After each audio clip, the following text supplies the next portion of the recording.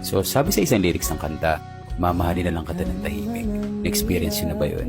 Kasi hindi natin maipilit sa isang tao na makita niya tayo. So tinigilan mo na rin na gumawa ng paraan para makausap siya.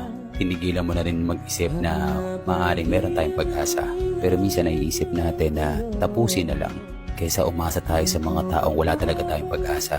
Masakit, pero wala tayong ibang kailangan gawin kundi ibigay yung espasyo. Alam natin kapag nawala tayo o hindi tayo nagparamdam, hindi naman talaga tayo hahanapin. Na sa paraang tahimik mo siya minamahal, hindi mo nararamdaman yung sakit na ipinaparamdam niya sa'yo. Dahil yung agwat na meron kayo, ikaw na mismo yung gumawa.